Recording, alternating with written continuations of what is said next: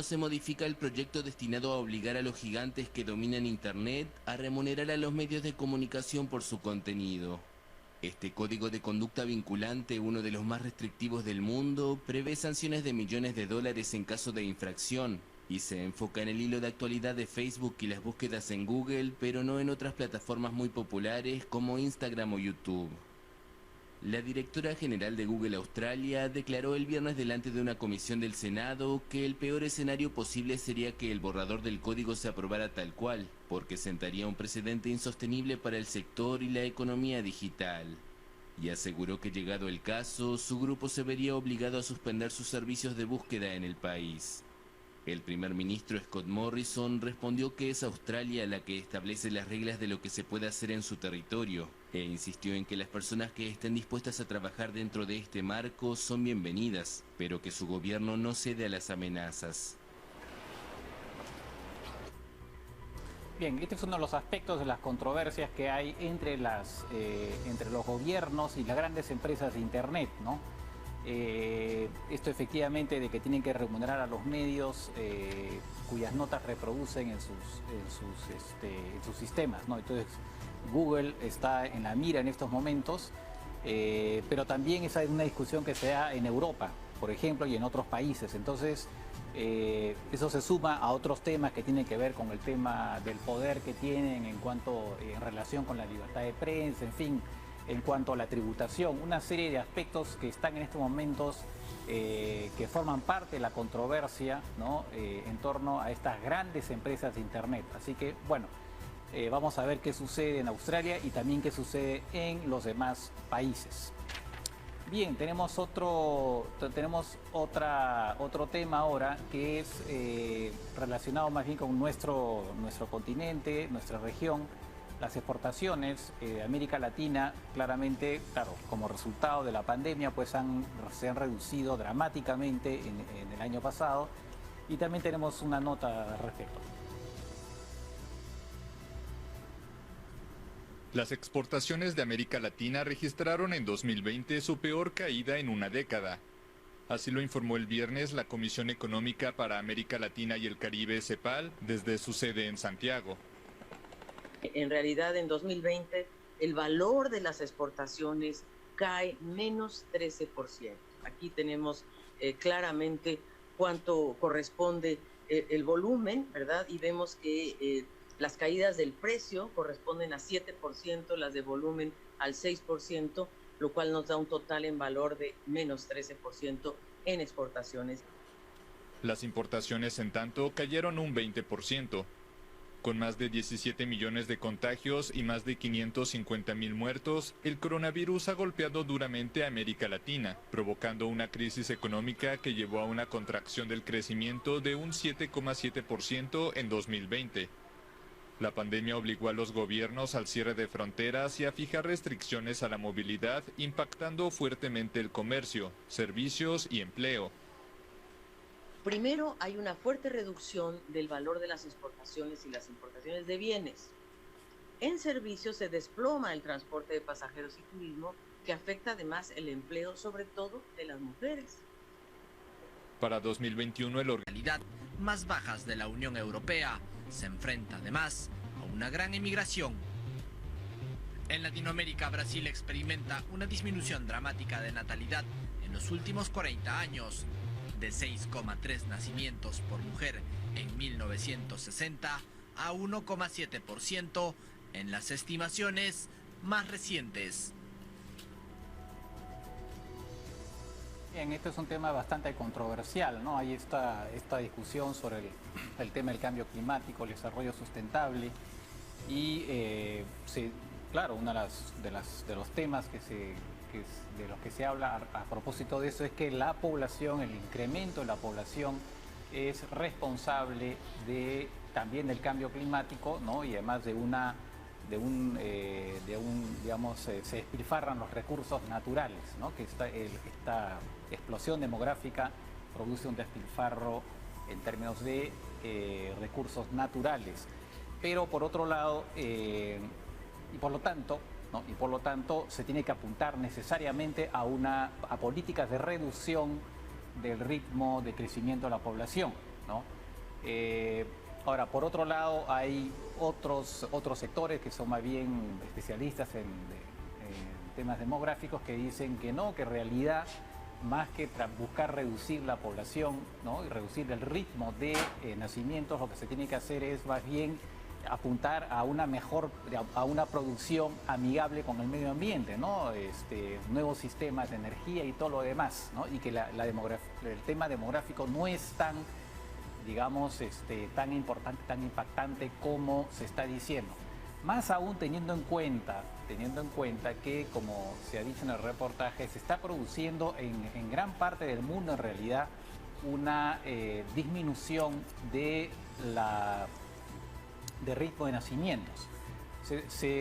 Para que, digamos, la tasa de reposición de población entre la población que muere y la que nace, para que se mantenga más o menos en el mismo nivel la población, significa que las mujeres tienen que tener en promedio 2.1 hijos. Esa es la tasa de reposición. Pero lo que se está viendo en muchos países, bueno, por ejemplo en Asia, en Corea del Sur, pero no solamente ahí, lo que se está viendo es que las tasas ahora son mucho menores. En Alemania, en Europa, en España. Tanto así que al final lo que va a pasar seguramente es una reducción de su población bastante significativa de aquí a unos años, ¿no? Y eso también genera un envejecimiento de la población, lo que implica menor dinamismo económico, ¿no? Y además mayor gasto para los sistemas de pensiones y todo lo que es seguridad social. Y entonces lo que, por ejemplo, ¿no? Para hacer frente a eso, a países como Alemania, por ejemplo, ¿qué es lo que han hecho?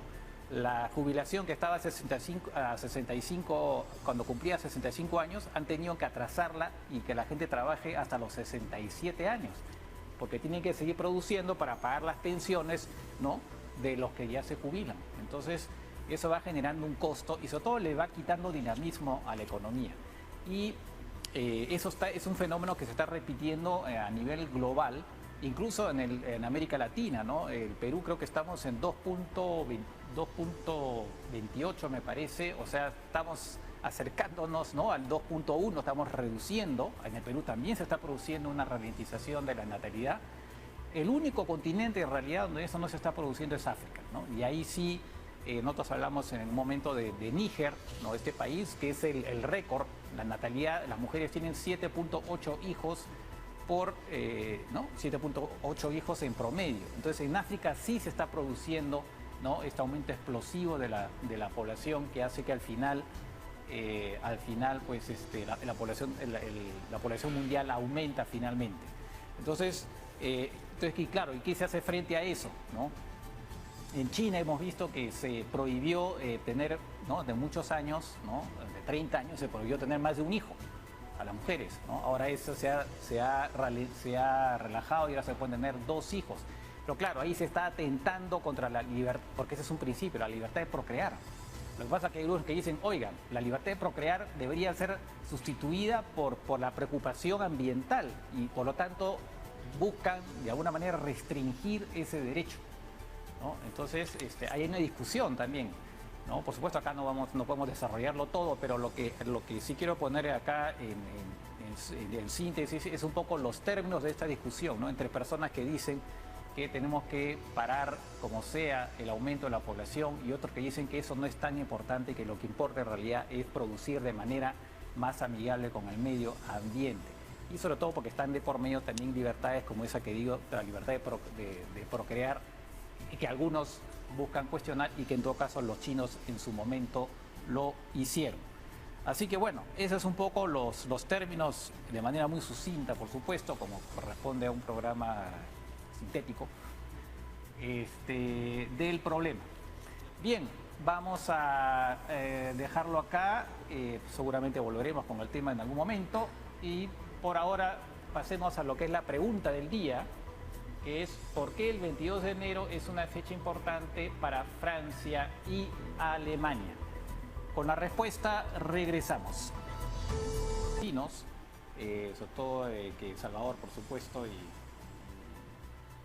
bueno, y Guatemala, que por ahí va también. Ahora, en términos de población, tiene alrededor poco menos de 10 millones de habitantes. Es un país que es más pobre que El Salvador y que Guatemala, porque tiene un PBI por habitante de $2.500, ¿no?, por habitante al año, mientras que Guatemala tiene 4.500 y El Salvador tiene 4.000. O sea que es un país que tiene dificultades mayores. Además es un país que sufre mucho por las catástrofes naturales, ¿no? Es un país particularmente afectado por, como pueden ver en las imágenes, por huracanes. Ahora acaban de haber un par de huracanes también que han motivado, dicho sea de paso, ¿no?, entre otros factores, esta nueva, digamos, columna de migrantes hacia Estados Unidos, esta nueva caravana, si se quiere, ¿no? Pero además también tiene problemas bueno, son terribles las imágenes, tiene también problemas de inestabilidad política muy grandes. Acá tenemos el actual presidente, que es Juan Orlando Hernández, ¿no?, que es un personaje controversial, ¿no?, por varios motivos. Él fue elegido una primera vez en Honduras, no había reelección, la Constitución lo impedía. Y entonces no podía tampoco modificarla para poder presentarse a la reelección. Entonces, ¿qué hizo? Hizo algo que después Evo Morales tomó como ejemplo, es decir, que la Constitución era inconstitucional porque violaba su derecho a la participación política y por lo tanto es decir, a la reelección. Y entonces consiguió una resolución de la Corte Suprema que lo habilitó a participar, a presentarse a la reelección. Y así fue reelegido el 2017, una elección que fue bastante cuestionada. Y entonces, y es cuestionado por eso, pero también porque tiene un hermano al que le dicen Tony, que ha sido procesado en Estados Unidos por narcotráfico, por aparentemente haber recibido dinero nada menos que el Chapo Guzmán, ¿no? Entonces, digamos que es complicado, digamos, es complicada esta situación. Ahora, es verdad que tiene cierta popularidad porque tiene algunos resultados buenos, ¿no?, y que tiene que ver en particular con el descenso del ritmo de la tasa de homicidios, que es verdad que ha ido reduciéndose en los últimos años, ¿no? Estaba hasta el año pasado en 44, si tienen en comparación, supuestamente ha bajado hasta 16.58 homicidios por cada 100.000 habitantes, así se mide. En el caso peruano me parece que estamos en 7, creo, 7.8 o por ahí, ¿no? Eso es mucho, ya pero miren la baja, han tenido 86.47 el año 2011, lo que hacía que era un país tal vez uno de los más inseguros del mundo, ¿no? Y bueno, ahora han bajado de manera espectacular. O sea que es alguien que de alguna manera ha obtenido algunos resultados, pero claro, el tema económico está muy complicado. Es un país que es básicamente agrícola, que tiene algo de minería, ¿no? Entonces la cosa se le presenta muy difícil. También es un país que es recordado por, no sé si se acuerdan algunos, bueno, acá tienen las tasas de homicidio en el mundo, como pueden ver, ¿no? Y ahí tienen América Central, ¿no? Y Honduras precisamente también ahí, bueno, Guatemala también tiene mucha, bueno, Guatemala y El Salvador también han logrado reducir en algo su tasa de homicidios. Bueno, es un país que también es recordado, no sé si se recuerdan que hubo un momento dado un golpe de Estado contra Manuel Zelaya, un presidente que quiso también reelegirse, ¿no?, y que quiso hacer un referéndum que fue considerado inconstitucional. Y al final fue sacado. Y él se volvió chavista en ese momento y bueno, ahí lo ven con Hugo Chávez precisamente, ¿no? Alguien que era de derecha y por algún motivo de conveniencia se volvió chavista. Así que bueno, eso es lo que podemos decir y ahora pasamos a la pregunta. ¿Por qué el 22 de enero es una fecha importante para Francia y Alemania? Regresamos con la respuesta.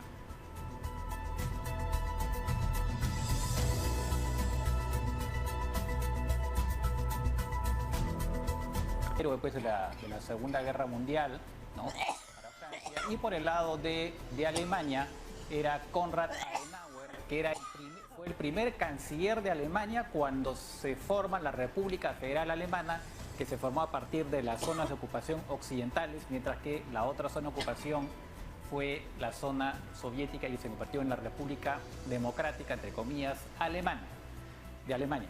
Entonces, bueno, fue un tratado muy importante por el cual es verdad que los dos países ya eran socios en lo que en ese momento se llamaba la Comunidad Económica Europea. Todavía no se llamaba la Unión Europea, que juntaba a Francia, Alemania, Países Bajos, porque ahora es Países Bajos, ya no Holanda, ojo, Bélgica y Luxemburgo, más Italia, por supuesto, ¿no? Y entonces ya eran socios, pero era importante en todo caso que hubiera pues un tratado que de alguna manera sellara esta reconciliación. Y entonces se firma este tratado de amistad, ¿no? Y que fija una serie de puntos entre los cuales facilitar la enseñanza del idioma, ¿no? de uno y otro país, después por otro lado también facilitar los encuentros, también muy importante encuentros de los presidentes, de los ministros. Esta idea de los gabinetes binacionales finalmente nace de ahí, ¿no? Que los gabinetes binacionales sean un poco popularizados, se han vuelto una cosa bastante general en varios países, incluso en el Perú ahora tiene gabinetes binacionales con varios de los países vecinos, ¿no? Así que bueno, eso fue muy importante. Acá tenemos otra, pasamos a la relación, por supuesto, se fue, digamos, potenciando aún más. Y tenemos ahí un momento muy importante también que se fue en el año 1984, donde aparecen ahí el canciller Kohl de Alemania y el presidente de Francia, François Mitterrand, que se agarran la mano en un momento en que se estaba conmemorando la batalla de Verdun, que fue una batalla, la batalla más sangrienta de la Primera Guerra Mundial, ¿no? Y ese fue un momento también muy emocionante que marca esta reconciliación. Hemos visto también y estamos viendo otras imágenes ya de otros presidentes, ¿no? De Francia y el canciller de Alemania, ¿no? Ahí tienen al presidente Giscard d'Estaing con Helmut Schmidt. Curiosamente, uno de izquierda y el otro de derecha, ¿no? Se llevaban mejor los de izquierda, el de izquierda con el de derecha, ¿no?